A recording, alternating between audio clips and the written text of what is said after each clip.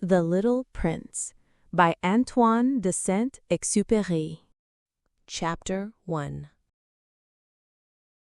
Once when I was 6 years old, I saw a magnificent picture in a book called True Stories from Nature about the primeval forest. It was a picture of a boa constrictor in the act of swallowing an animal. Here's a copy of the drawing. In the book, it said, "Boa constrictors swallow their prey whole without chewing it. After that, they are not able to move, and they sleep through the 6 months that they need for digestion." I pondered deeply then over the adventures of the jungle, and after some work with a colored pencil, I succeeded in making my first drawing, my drawing number 1. It looked something like this. I showed my masterpiece to the grown-ups and asked them whether the drawing frightened them. But they answered, "Frighten? Why should anyone be frightened by a hat?" My drawing was not a picture of a hat. It was a picture of a boa constrictor digesting an elephant. But since the grown-ups were not able to understand it, I made another drawing. I drew the inside of a boa constrictor so that the grown-ups could see it clearly. They always need to have things explained. My drawing number 2 looked like this.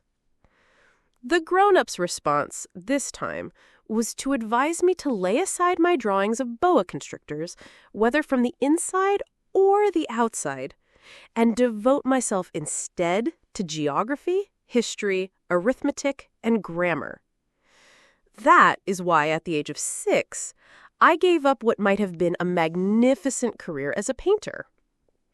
I had been disheartened by the failure of my drawing number 1 and my drawing number 2. Grown-ups never understand anything by themselves, and it is tiresome for children to be always and forever explaining things to them.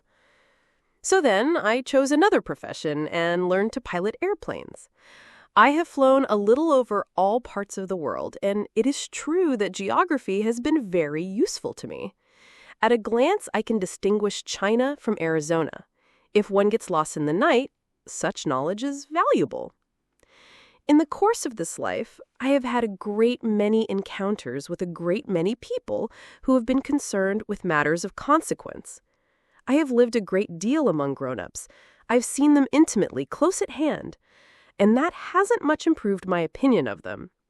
Whenever I met one of them that seemed to me at all clear-sighted, I tried the experiment of showing him my drawing number 1, which I have always kept. I would try to find out if this was a person of true understanding, but whoever it was, he or she would always say, "That is a hat." Then I would never talk to that person about boa constrictors or primeval forests or stars. I would bring myself down to his level. I would talk to him about bridge and golf and politics and neckties. And the grown-ups would be greatly pleased to have met such a sensible man.